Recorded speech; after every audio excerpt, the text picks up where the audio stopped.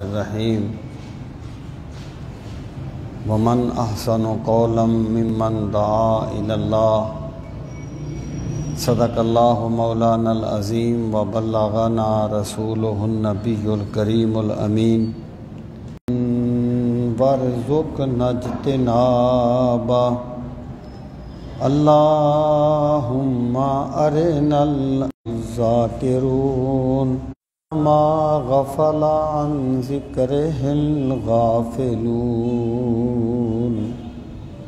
انتہائی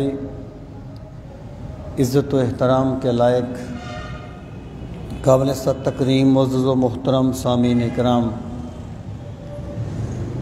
میں آپ کی خدمت میں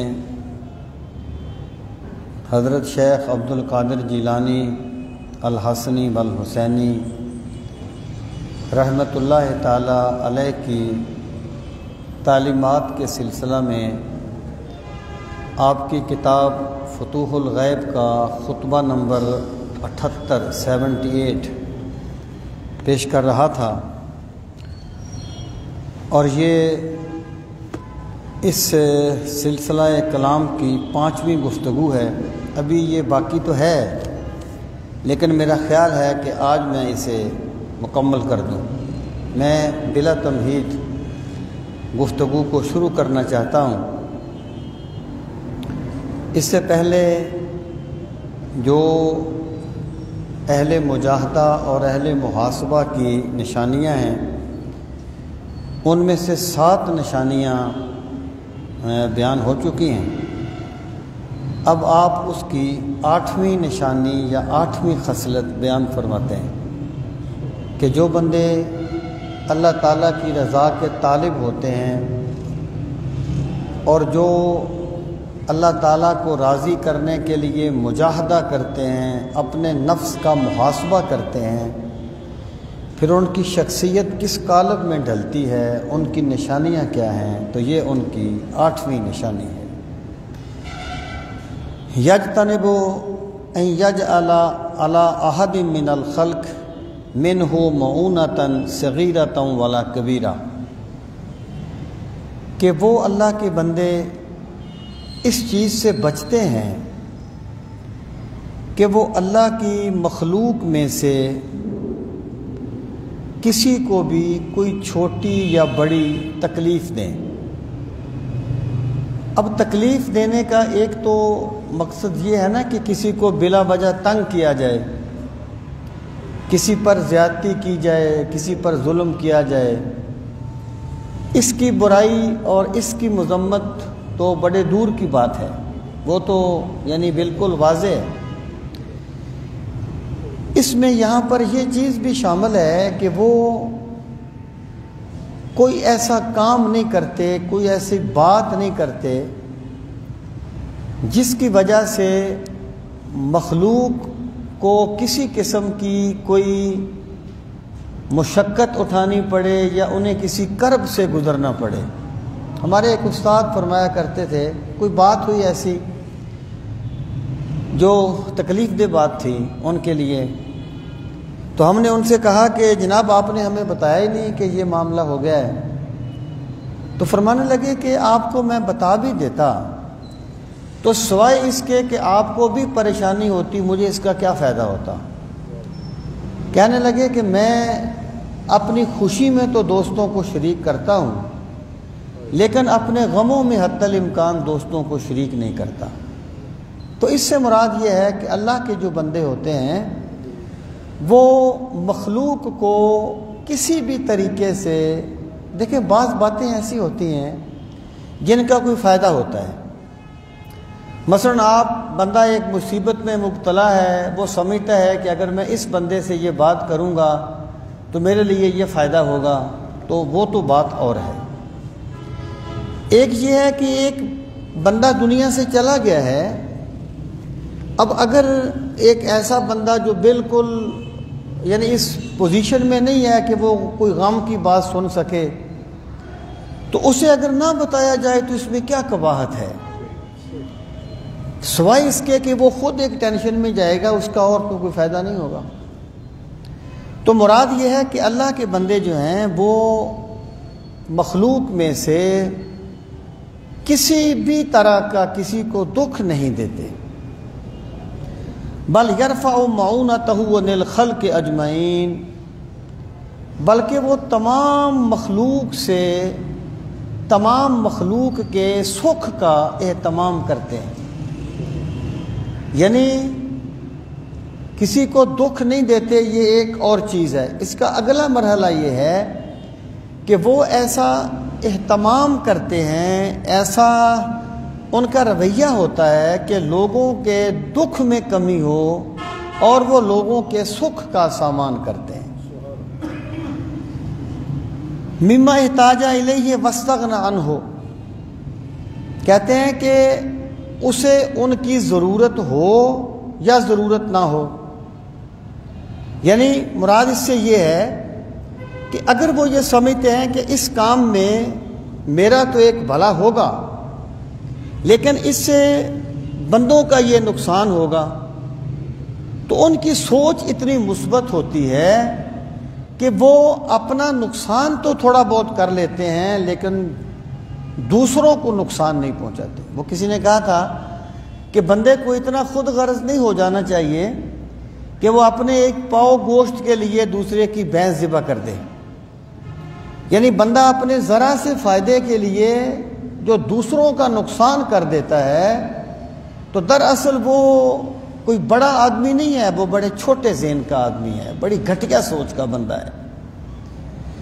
فإن ذلك تمام عزت العابدین و شرف المتقین، کہ جب کسی بندے کو یہ سوچ مل جائے کہ اس نے مخلوق خدا کو دکھ نہیں دینا بلکہ حتی الامکان ان کے دکھوں کو کم کرنا ہے، ان کا مداوع کرنا ہے، تو حضرت شیخ فرماتے ہیں فإن ذالک تمام عزت العابدین، یہاں عبادت گزاروں کی عزت کی انتہا ہو جاتی ہے، یعنی عبادت گزاروں کو اللہ تعالیٰ جو مقام عطا فرماتا ہے اس بندے نے وہ مقام حاصل کر لیا ہے جو مخلوق کو دکھ دینے سے بچا ہے اور اس نے مخلوق کو سکھ پہنچانے کی کوشش کی ہے۔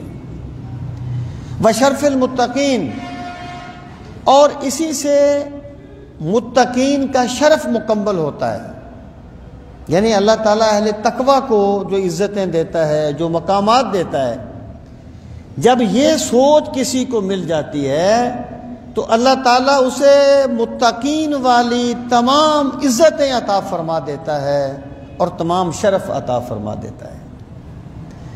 دیکھیں اسلام یا دین جو ہے یہ بنیادی طور پہ ایک سوچ ہے، تمام عبادات، تمام احکامات اس سوچ کے مظاہر ہیں، دین ان میں محدود نہیں ہے۔ دین کا لب لباب یہ ہے کہ اللہ تعالیٰ بندہ جو ہے اللہ تعالیٰ کے سامنے عاجزی کرے اور اللہ کے بندوں کے ساتھ شفقت کرے، دین کا مغز یہی ہے۔ اگر ایک بندہ جو ہے وہ بظاہر تو بڑے نیکی کے کام کرتا ہے لیکن وہ غریبوں کا حق مارتا ہے، دوسروں کو تکلیف پہنچاتا ہے، دوسروں کے لیے دکھ کا سامان کرتا ہے، تو اس بندے نے ایمان کی حقیقت کو نہیں پایا۔ جس بندے کو ایمان مل جاتا ہے پھر وہ سمجھتا ہے کہ ساری مخلوق اللہ کا کنبہ ہے، الخلق و عیال اللہ۔ صوفیاء کی بنیاد اس پر ہوتی ہے، محبت پر۔ وہ کہتے ہیں الخلق و عیال اللہ من احب الی عیالہ فاحبہ الی اللہ، کہ ساری مخلوق اللہ کا کنبہ ہے، اللہ کا قبیلہ ہے، بات کو واضح کرنے کے لیے۔ جو بندہ اللہ کے کنبے سے زیادہ محبت کرتا ہے اللہ اسی سے زیادہ محبت کرتا ہے۔ خدا کے بندے تو ہیں ہزاروں، بنوں میں پھرتے ہیں مارے مارے، اقبال نے کہا تھا خدا کے بندے تو ہیں ہزاروں، بنوں میں پھرتے ہیں مارے مارے، میں اس کا بندہ بنوں گا جس کو خدا کے بندوں سے پیار ہوگا۔ جو بندہ اللہ کے بندوں کے ساتھ شفقت اور نرمی کا معاملہ کرتا ہے، اللہ تعالیٰ اسے متقین کے تمام شرف عطا فرما دیتا ہے۔ وَبِهِ يُقَوِّي عَلَى الْأَمْرِ بِالْمَعْرُوفِ وَالنَّهْيِ عَنِ الْمُنْكَرِ، جو بندہ اس ڈگر پر چلتا ہے تو اللہ اسے یہ حوصلہ دیتا ہے کہ وہ اچھائی کا حکم دیتا ہے اور برائی سے منع کرتا ہے۔ یعنی یہ جو نیکی کی تبلیغ ہوتی ہے، نیکی کی دعوت ہوتی ہے، جب برائی سے بچنے کی تلقین ہوتی ہے، یہ حرام خور بندے کو نہیں ملتی، یہ اللہ تعالیٰ کی مخلوق کو دکھ پہنچانے والے کو نہیں ملتی۔ اللہ اپنی بندگی کی راہوں پر اسے گامزن کرتا ہے جو اللہ کو راضی کرنے کی کوشش کرتا ہے، جو اللہ تعالیٰ کو راضی کرنے کے لیے اس کی مخلوق پہ شفقت کرتا ہے، اسی بندے کو اللہ یہ توفیق دیتا ہے کہ وہ لوگوں کو اچھائی کا حکم دیتا ہے اور برائی سے منع کرتا ہے۔ اب آپ دیکھیے، سیدنا فاروق اعظم رضی اللہ تعالیٰ عنہ فرمایا کرتے تھے کہ میرا سب سے اچھا دوست وہ ہے جو مجھے میرے عیب بتاتا ہے، جو مجھے میری غلطیاں بتاتا ہے۔ اب اگر ایک بندہ برائی میں اتنا بھی دوست ہو، اس کی برادری کا ہو، لیکن وہ غلط کام کرتا ہے، وہ اس سے تعاون کرتا ہے، اور ایک بندہ اچھائی اس لیے تعاون نہیں کرتا کہ وہ دوسری پارٹی کا ہے یا اس کے ساتھ اس کا کوئی خاندانی کلیش ہے، تو دراصل یہ برائی میں تعاون کر کے اس کے ساتھ شفقت نہیں کر رہا بلکہ ظلم کر رہا ہے، اور نیکی میں تعاون نہ کر کے کوئی بھلا نہیں کر رہا اپنے ذات کے ساتھ بلکہ اپنے ساتھ برائی کر رہا ہے۔ جس بندے کو اللہ تعالیٰ یہ سوچ دے دیتا ہے، اسے ہی اللہ یہ توفیق دیتا ہے کہ وہ اللہ کے بندوں کو خیر کی طرف بلاتا ہے اور شر سے منع کرتا ہے، برائی سے منع کرتا ہے۔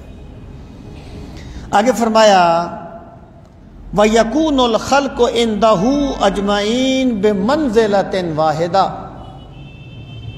اور تمام مخلوق اس کے نزدیک یکساں ہو جاتی ہے، یعنی وہ ایسا نہیں رہتا کہ کسی دولت مند کا تو احترام کرے لیکن غریب کو حقارت کے ساتھ دیکھے، کوئی طاقتور آ جائے تو اس کے سامنے بیچ بیچ کے جائے، لیکن اس کے پاس کوئی ضرورت مند آ جائے تو اس کی گردن میں سریا آ جائے۔ جو بندہ بندوں کی حیثیت کو دیکھ کے اپنے رویے بدل لیتا ہے، دراصل وہ اللہ کی بندگی کے راستوں پر چلا ہی نہیں ہے۔ جب اللہ کی بندگی کے راستے پر چلتا ہے تو پھر اس کی نظر میں سب برابر ہو جاتے ہیں، پھر وہ سب کے ساتھ یکساں سلوک کرتا ہے۔ جو بھی خیر کا طالب ہوتا ہے وہ اس کی قدر کرتا ہے، وہ امیر ہو یا غریب ہو، آقا ہو یا غلام ہو، اور جو بھی شر کے راستے پر چلتا ہے وہ اس کو ٹوکتا ہے، وہ چھوٹا ہو یا بڑا ہو۔ حضرت شیخ عبداللہ تعظیم کرنا اور چیز ہے، بحیثیت انسان کرنی چاہیے ہر بندے کی، لیکن جو بندہ غریب کو دھکے دے دے اور کسی امیر بندے کی تعظیم اس لیے کرے کہ وہ صاحب ثروت ہے، فقد ذہب ثلثا ایمان، اس کا 2/3 ایمان چلا جاتا ہے، اس کا 2/3 ایمان چلا جاتا ہے۔ جو بندہ کسی دنیا دار کی تعظیم اس کی دنیا کی وجہ سے کرتا ہے، جب دل میں اللہ بس جاتا ہے نا، پھر اللہ کے مقرب کی تعظیم کی جاتی ہے۔ وہ تخت پہ بیٹھا ہو تب بھی، وہ جھونپڑے میں رہتا ہو تب بھی، اور جو اللہ کا باغی ہو اس کو کوئی اہمیت نہیں دی جاتی، وہ جس بھی حیثیت کا ہوتا ہے، وہ تخت پہ بیٹھا ہو یا تختے پہ بیٹھا ہو۔ تو آپ فرماتے ہیں کہ فَإِذَا كَانَ كَذَلِكَ نَقَلَهُ اللَّهُ إِلَى الْغِنَى. دیکھیں جس طرح مادی صلاحیتیں پانے کے لیے کوشش کرنی پڑتی ہے نا، اسی طرح انسانی صفات اور ایمانی خوبیاں پانے کے لیے بھی کوشش کرنی پڑتی ہے. غنا کیا ہے؟ غنا یہ ہے کہ اللہ بندے کے دل کو غنی کر دے. اور رسول کریم علیہ السلام نے فرمایا، لوگوں، غنا دولت کی کثرت کا نام نہیں ہے. غنا امیری دولت کی کثرت کا نام نہیں ہے. امیری دل کے امیر ہونے کا نام ہے. جس بندے کے پاس مادی وسائل جتنے بھی کم ہوں لیکن اللہ اس کے دل کو غنی کر دے،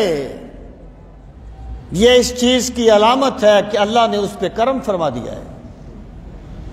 اس کے پاس مال بے شک کم ہو، اس کی زبان شکر کے نغمے الاپتے ہوئے تھکتی ہی نہیں ہے. وہ اپنے رب کا شکر ادا کرتا رہتا ہے.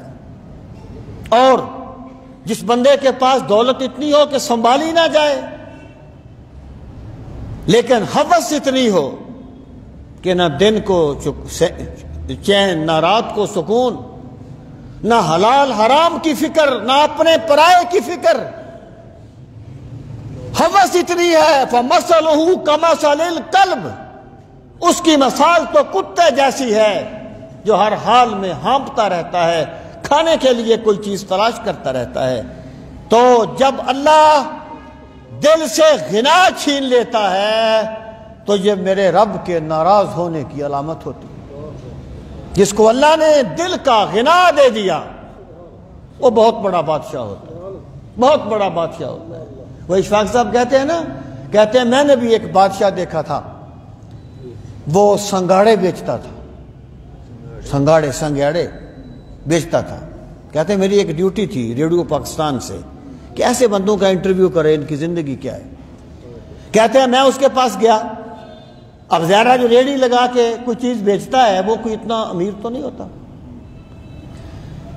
اس کی اولاد بھی نہیں تھی. تو میں نے کہا سنا کیسے گزارا ہوتا ہے؟ کہنے لگا اللہ کا بڑا شکر ہے جی.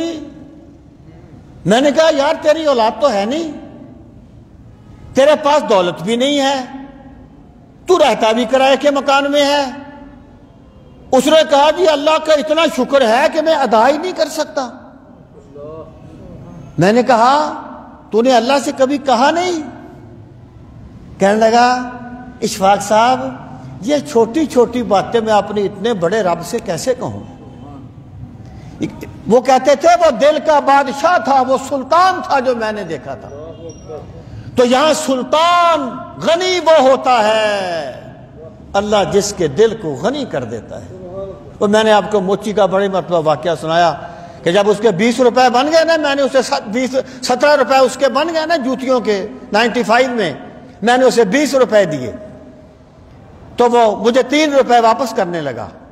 میں نے کہا بابا جی رکھ لیں. مجھے کہتا ہے واہ پروفیسر صاحب واہ، میں اور التجائے کرم آپ سے کروں. یہ شعر اس نے پڑھا تھا، میں اور التجائے کرم آپ سے کروں، یہ بھیک اس کو دیجئے جس کا خدا نہ ہو.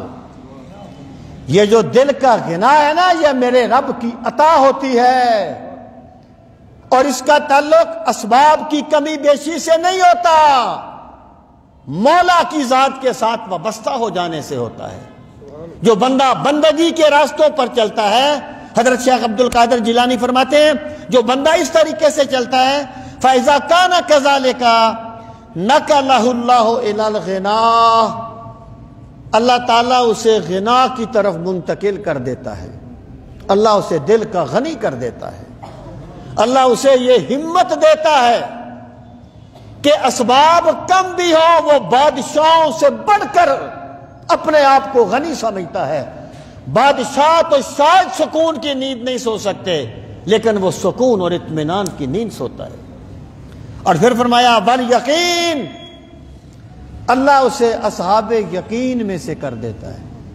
اقبال نے کہا تھا نا کہ تمام جو ہماری بے عملیاں ہوتی ہے نا، اس کا بنیادی سبب بے یقینی ہے۔ یقین پیدا کرے غافل کے مغلوب گماں تو ہے۔ بندہ کہتا ہے کہ میں نماز پڑھتا ہوں، پڑھنا چاہتا ہوں، لیکن سستی ہو جاتی ہے۔ کبھی تم نے سستی کرتے ہوئے آگ کا انگارہ تو ہاتھ میں نہیں پکڑا، کبھی سستی کرتے ہوئے زہر تو نہیں کھایا، تو یہ یقین ہے نا آگ مجھے جلا دے گی، زہر مجھے مار دے گا، یقین ہے نا۔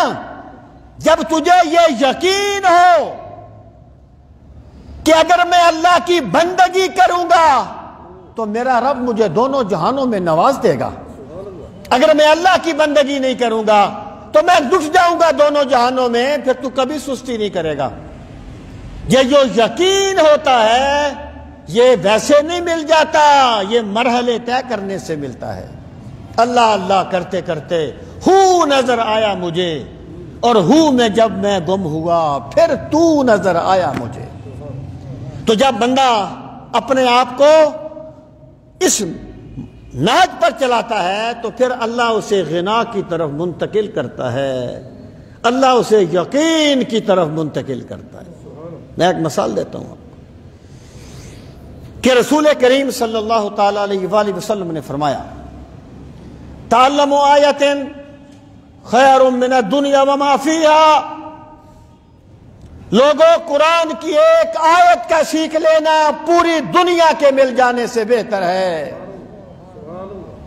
اب جس بندے کو یقین ہو جائے گا کیا وہ قرآن نہیں سیکھے گا؟ ہم کس لیے نہیں سیکھتے کہ ہمیں یقین نہیں ہے، دعوے بڑے ہیں، یقین نہیں ہے۔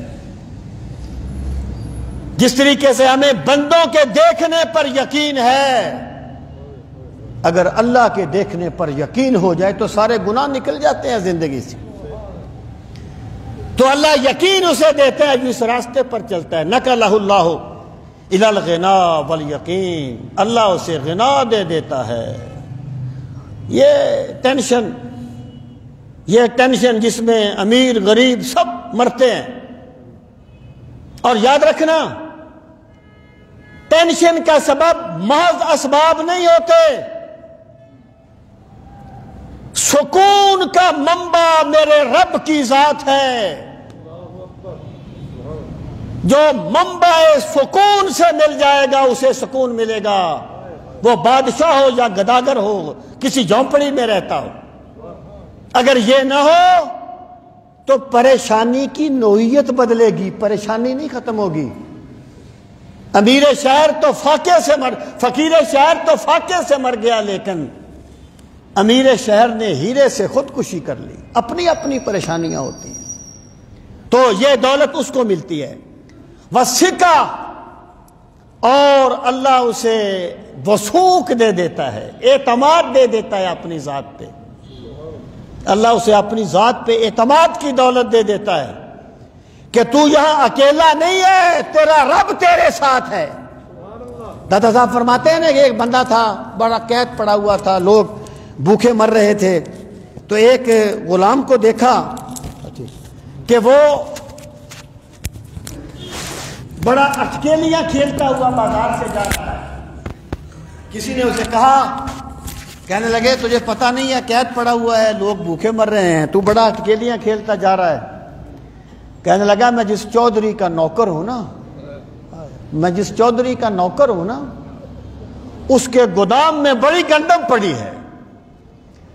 دادا صاحب کہتے ہیں کاش بندے کو اس بات کا یقین ہو جائے کہ میں جس رب کا بندہ ہوں وہ زمین و آسمان کا مولا ہے، تو زندگی کے تلخ حالات میں وہ کبھی مایوس نہیں ہوتا۔ اپنے مالک کو نہ پہچانے تو محتاج ملوک، اور پہچانے تو ہیں تیرے گدا دارا و جم۔ جب بندہ رب کو پہچان لیتا ہے تو پھر وہ بادشاہ بن جاتا ہے۔ اللہ اسے اپنی ذات پہ اعتماد کی دولت دیتا ہے۔ یہ نہیں ہے کہ مادی اسباب ہوں تو بندہ بڑا مطمئن ہو، اور مادی اسباب نہ ہو تو بندہ کہے بس اللہ ہی ہے جی، جیسے اللہ کوئی بڑی چھوٹی سی چیز ہے۔ اقبال نے کہا تھا بتوں سے تجھ کو امیدیں، خدا سے نہ امیدی، مجھے بتا تو صحیح اور کافری کیا ہے؟ یا بتوں سے مراد اسباب ہیں تو بندہ یہ سمجھے کہ میں جس رب کا بندہ ہوں۔ جب حضرت موسیٰ گئے نا اپنی قوم کو لے کر، آگے سمندر آ گیا، پیچھے فرعونی آ گئے، انہوں نے کہا موسیٰ ہم تو مارے گئے، آگے جاتے ہیں سمندر میں ڈوب جائیں گے، رکتے ہیں فرعونی مار دیں گے۔ آپ نے فرمایا کلا کچھ نہیں ہوگا، انما یا ربی، میرا رب جو میرے ساتھ ہے۔ پھر دیکھا سمندر کا پانی کیسے رک گیا۔ جب اس کافر نے تلوار لہرائی سرکار کے لیے، کہنے لگا کون بچائے گا آپ کو مجھ سے؟ سرکار تو اکیلے تھے نا، صحابہ تو آرام کر رہے تھے نا، کون بچائے گا؟ فرمایا میرا اللہ بچائے گا۔ اللہ کی ذات پہ اعتماد تھا کہ وہ کانپ اٹھا کافر، اس کے ہاتھ سے تلوار گر گئی۔ یہ جو یقین ہوتا ہے نا، یہ جو اعتماد ہے اللہ کی ذات پر، یہ بازار سے نہیں خریدا جاتا، یہ بھی جد و جہد کرنے سے، اللہ سے مانگنے سے ملتا ہے، اللہ کی بندگی کے راستوں پر چلنے سے ملتا ہے۔ حضرت شیخ فرماتے ہیں اللہ اسے سکھا اپنی ذات پہ اعتماد کرنے کی دولت دیتا ہے بے عز و جل۔ بلا یرفع احدا سواہ، اور جو بندہ اس راستے پر چلتا ہے اللہ اسے ہی یہ دولت دیتا ہے، کسی اور کو نہیں دیتا۔ اللہ اسے اتنا بلند کر دیتا ہے کہ کوئی اس کا مقابلہ نہیں کر سکتا۔ وَتَكُونُ الْخَلْقُ عِنْدَهُ فِي الْحَقِّ سَوَاءً، اور اللہ اسے اتنا قوی ایمان دے دیتا ہے کہ مخلوق حق کے معاملے میں اس کے سامنے برابر ہو جاتی ہے۔ مخلوق حق کے معاملے میں اس کے سامنے برابر ہو جاتی ہے۔ یہ نہیں ہے کہ کسی غریب نے کوئی غلطی کر لی تو اسے جماعت کے بعد فوراً ڈانٹنا شروع کر دو، اور کسی بڑے بندے نے کر لی تو چپ ہو جاؤ۔ جب اللہ دل میں بس جاتا ہے پھر اللہ بڑا ہوتا ہے، پھر مخلوق حق کے معاملے میں اس کے سامنے برابر ہو جاتی ہے۔ ایک مرتبہ غالباً ہارون تھا یا کوئی ایسا خلیفہ تھا، اس نے گواہی دینا چاہی تو قاضی نے کہا امیر المومنین آپ گواہی نہیں دے سکتے کیونکہ آپ کل ظہر کی نماز آپ نے جماعت کے ساتھ نہیں پڑھی تھی۔ یہ حق گوئی اسے ملتی ہے جو بندگی کے راستوں پر چلتا ہے۔ پھر آپ فرماتے ہیں یکتا بیاننا حاضی اسباب عز المومنین، اور یہ چیز اللہ کے قریب کرنے کا بہت بڑا ذریعہ ہے، اللہ کا قرب پانے کا بہت بڑا ذریعہ ہے۔ کیا کہ اللہ کے بندوں کے لیے سکھ کا سامان کیا جائے، دکھ کا نہیں۔ یہ نامی 8ویں چیز تھی۔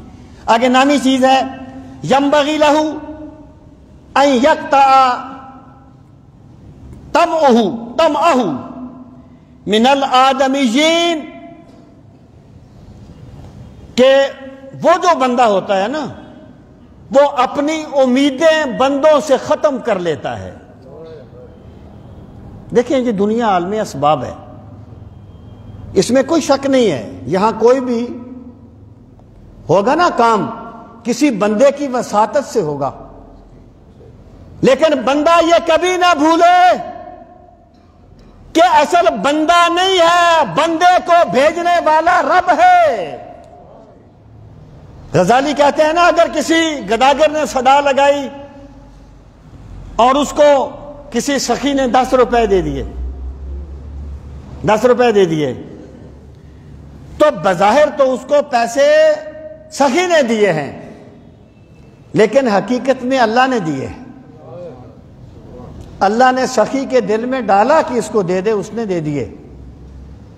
اللہ نہ ڈالتا نہ دیتا۔ جتنا بندہ بندوں سے امید لگاتا ہے اتنا ہی ٹوٹتا ہے دنیا میں۔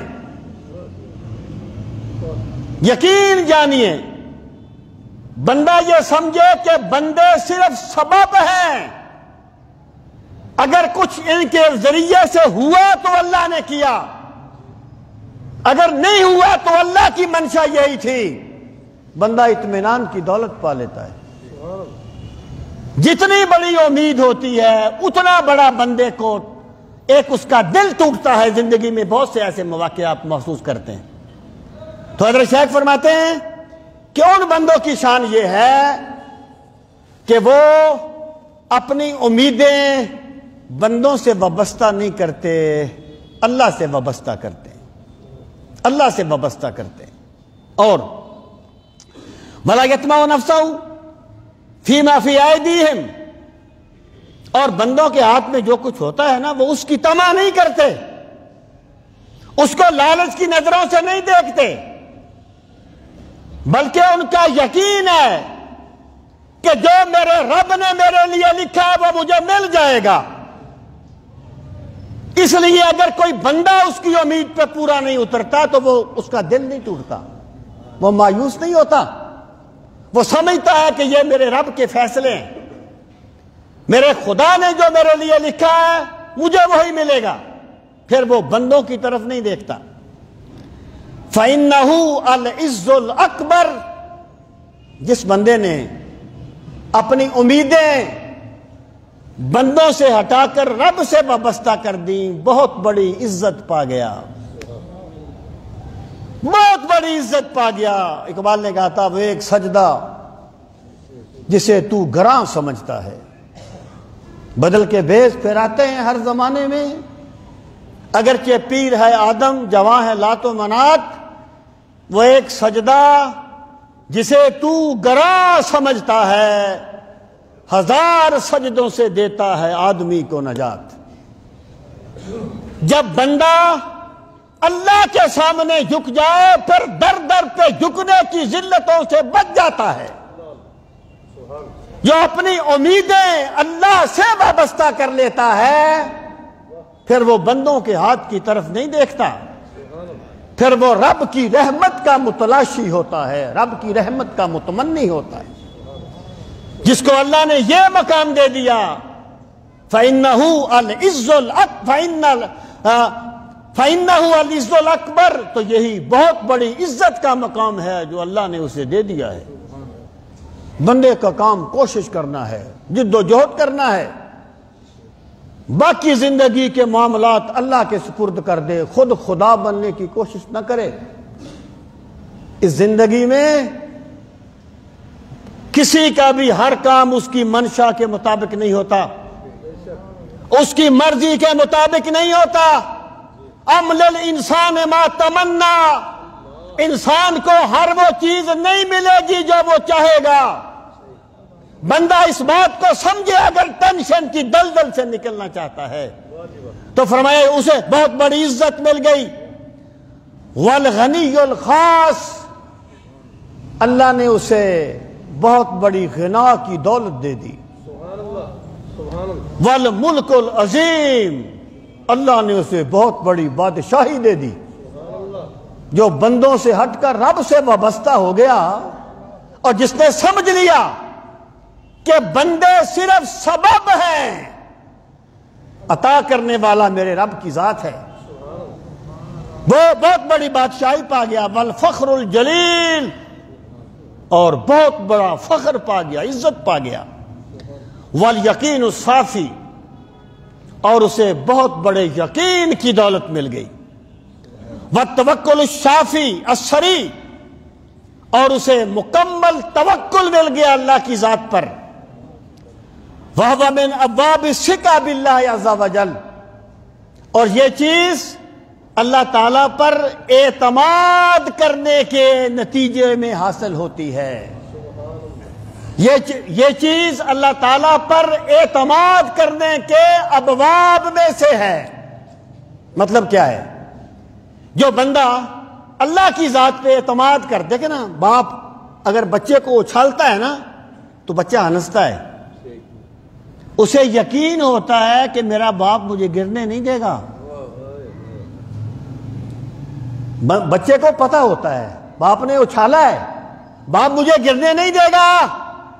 جب بندہ رب کی ذات پہ اعتماد کر لیتا ہے تو میرا رب نہ اسے گرنے دیتا ہے نہ کہیں اور جھکنے دیتا ہے. بات تو یہ ہے کہ بندہ رب کو حقیقت میں مانتا ہے یا فارمیلٹی کے لیے مانتا ہے. یہ اعتماد کے ابواب میں سے ہے۔ وَهُوَ بَابٌ مِّنْ أَبْوَابِ الزُّهْدِ، اور یہ زہد کے ابواب میں سے ہے۔ زہد کیا ہے؟ رجوع الی الآخرت، آخرت کی طرف رجوع کرنا، یعنی جس بندے کو یہ چیز مل جائے وہ گویا آخرت کی طرف رجوع کرنے والا ہے۔ اب باب الزہد، یہ باب زہد میں سے، وقت کم ہے ورنہ میں ان کی اور بھی تشریح کرتا۔ وَبِهِ يَنَالُ الْوَرْعَ وَيَكْمِلُ نُسُكَ، اور یہی وہ چیز ہے جس کی وجہ سے بندے کو تقوی ملتا ہے۔ تقوی کیا ہے؟ اللہ کے ساتھ وہ گہرا تعلق کہ زندگی میں کوئی بھی کام کرتے ہوئے بندہ یہ سوچے کہ میرا خدا کہیں اس کام کے کرنے سے ناراض تو نہیں ہو جائے گا، وہ کوئی جملہ بولتے ہوئے سوچے یہ بات کرنے سے میرا خدا مجھ سے روٹھ تو نہیں جائے گا۔ اللہ کے ساتھ اتنا گہرا تعلق، اس کو تقوی کہا جاتا ہے۔ اور جو بندہ اس راستے پہ چلتا ہے اللہ اسے یہ دولت عطا فرما دیتا ہے۔ وَيَكْمُلُ نُسُكَ، اور اللہ اس کی عبادت کو مکمل کر دیتا ہے۔ اس کی عبادت، میں پھر بار بار کہتا ہوں کہ دین کچھ کام کرنے کا نام نہیں ہے، دین ایک سوچ کا نام ہے۔ عبادات اس سوچ کا مظہر ہیں۔ اگر عبادات سوچ کا مظہر نہ ہو تو فارمیلٹی ہوگی۔ تو فرمایا وَهُوَ مِنْ عَلَامَاتِ الْمُنْقَطِعِينَ إِلَى اللَّهِ، اور یہ ان لوگوں کی علامتیں ہیں جو مخلوق سے کٹ کر اللہ کی طرف یکسو ہو جاتے ہیں،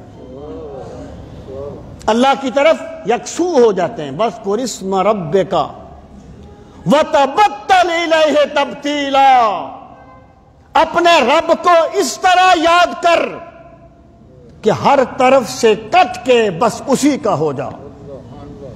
توحید تو یہ ہے کہ خدا حشر میں کہہ دے یہ بندہ دو عالم سے خفا میرے لیے تھا، یعنی جس بندے نے اللہ کو راضی کرنے کے لیے بندوں کو ناراض کر لیا، بندوں کو راضی کرنے کے لیے اللہ کو ناراض نہیں کیا۔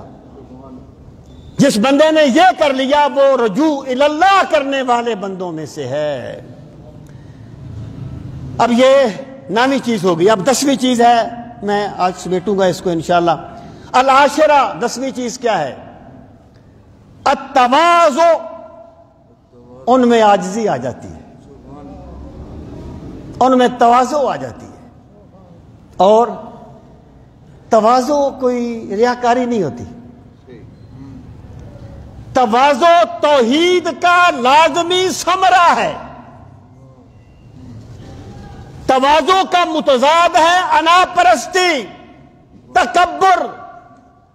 یہ تب آتا ہے جب بندے میں آتی ہے، میں کہ میں باس ہوں، یہ پلازا میرا ہے، یہ مارکیٹ میری ہے، یہ میں آ جائے تو گویا توحید کا نتیجہ اس پہ ظاہر نہیں ہوا۔ توحید یہ ہے کہ بڑا میں نہیں، بڑا رب ہے۔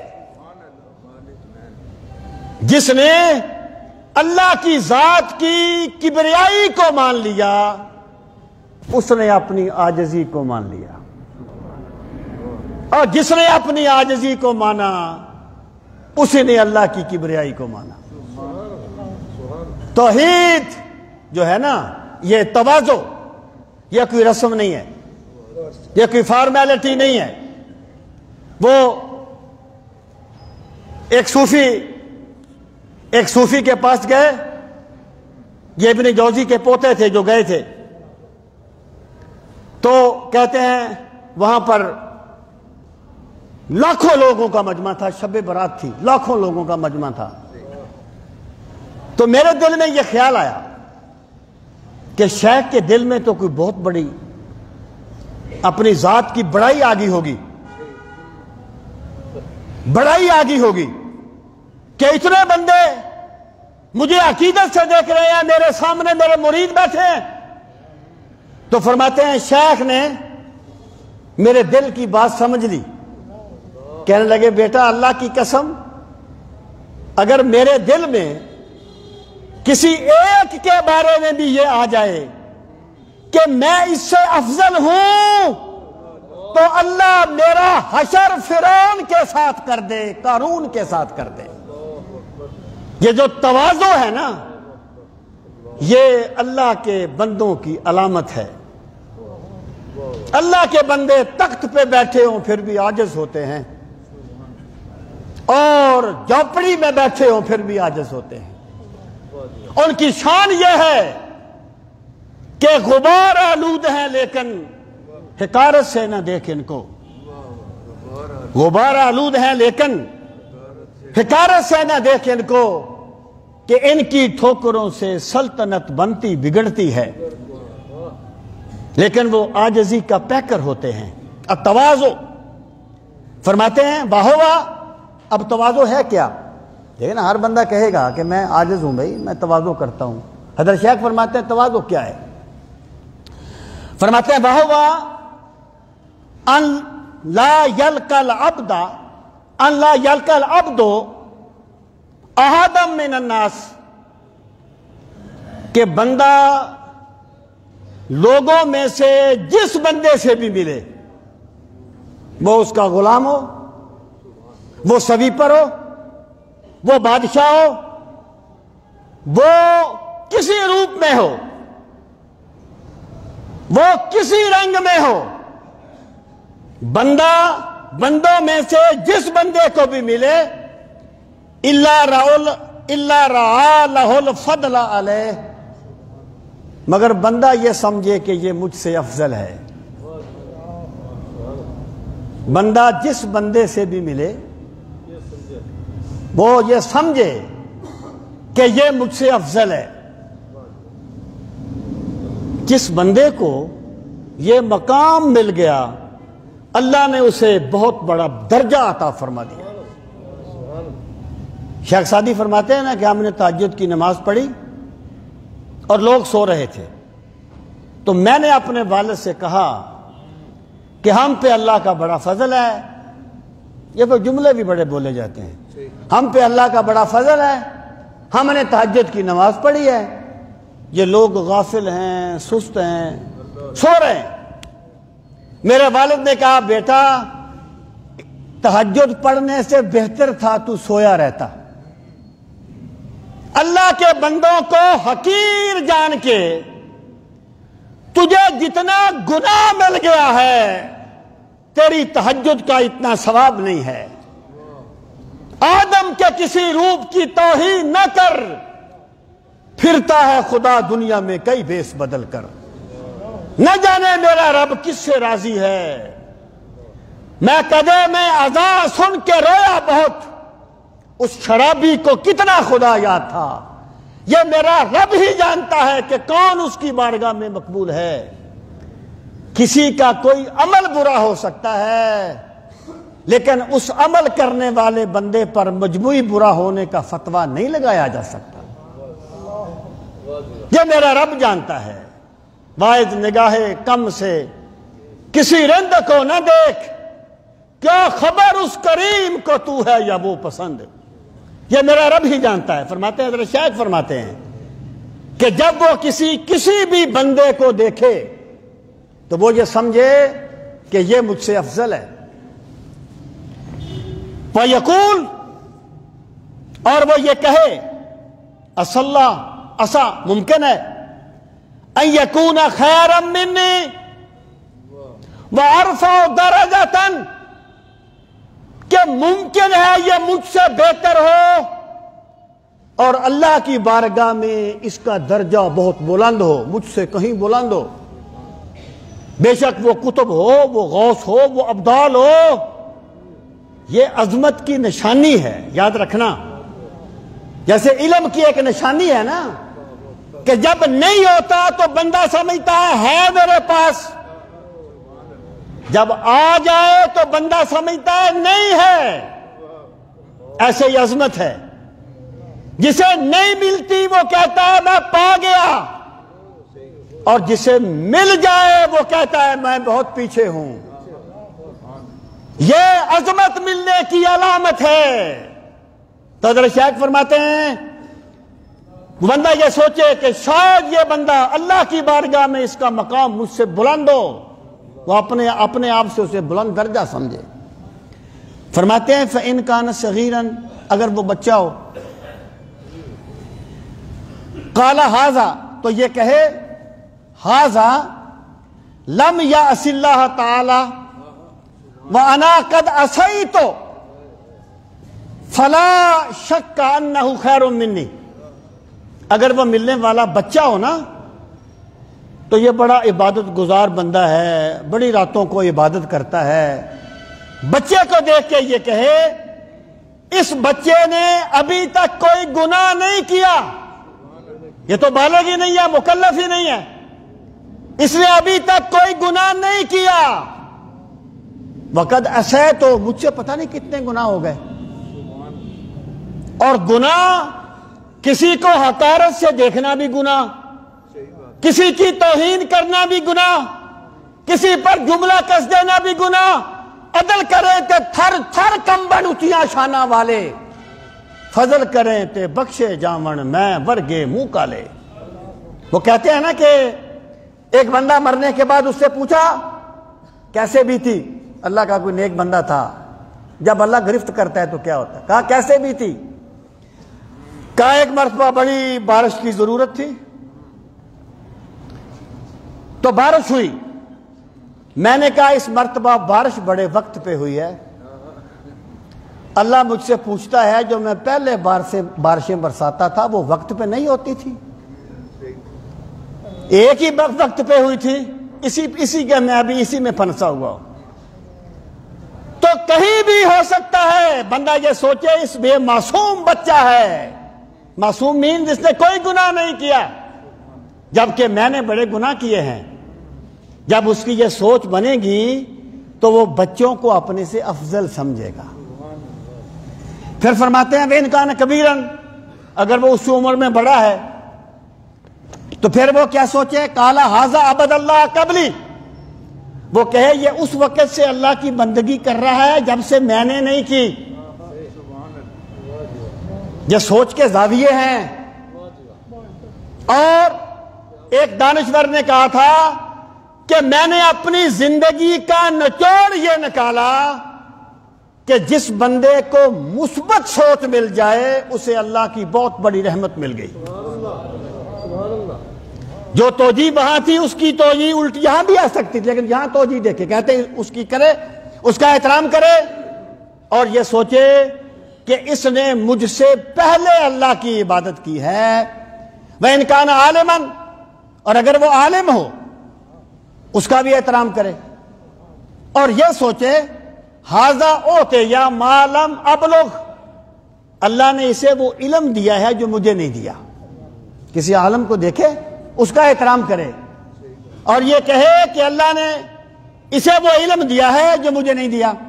وَنَالَ مَا لَمْ أَنَلْ، اور اس کو وہ معرفت اور علم ملا ہے جو مجھے نہیں ملا۔ وَعَلِمَ مَا جَهِلْتُ، اور اس نے وہ جان لیا جس سے میں ناواقف ہوں۔ وَهُوَ يَعْمَلُ بِعِلْمِهِ، اور وہ اپنے علم پر عمل کرتا ہے۔ وَإِنْ كَانَ جَاهِلًا، اور اگر وہ ملنے والا بندہ جاہل ہو، جس کو ملا ہے وہ عالم ہے، اور جس کو جو ملا ہے وہ عالم ہے، جو اس کو ملا وہ جاہل ہے اور ملنے والا عالم ہے۔ اگر عالم سے کوئی جاہل ملے تو فرماتے ہیں پھر جاہل کو بھی اپنے آپ سے افضل سمجھے، جاہل کو بھی عالم جو ہے اپنے آپ سے افضل سمجھے۔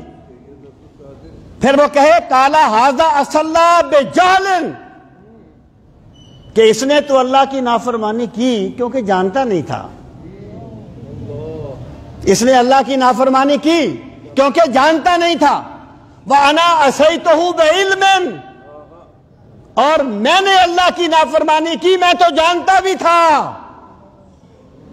تو جاہل ملے تو جاہل کو بھی اپنے سے افضل سمجھے، اور عالم ملے تو عالم کو بھی اپنے سے افضل سمجھے۔ اب وقت ختم ہو رہا ہے، میں بات کو بیان سمیٹ دیتا ہوں، میں اب عبارت نہیں پڑھتا۔ آگے آپ فرماتے ہیں اگر کوئی کافر ملے تو کافر کو بھی اپنے سے افضل سمجھے۔ شہنشاہ بغداد حضرت شیخ عبد القادر جیلانی کیوں؟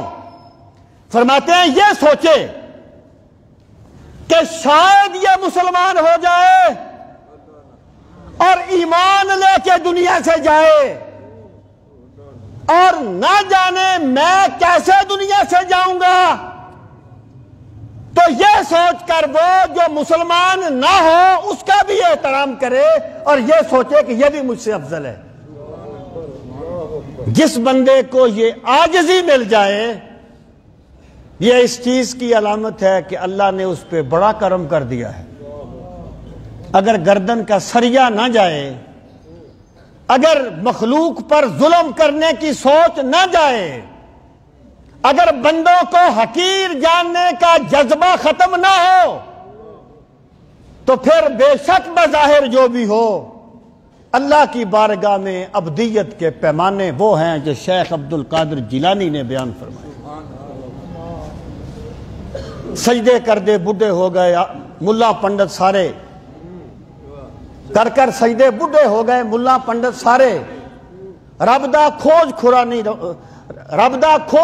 نہیں لبا، کر کر سجدے ہارے، تے رب تے بلیا اونوں ملدا جڑا اپنے نفس نو مارے۔ جب تک ایک بندہ اپنی میں کو نہیں مارتا اس وقت تک اس پر توحید کے اسرار نہیں کھلتے۔ اللہ تعالی ہم سب کو دین کا فہم صحیح نصیب فرمائے۔ وما علینا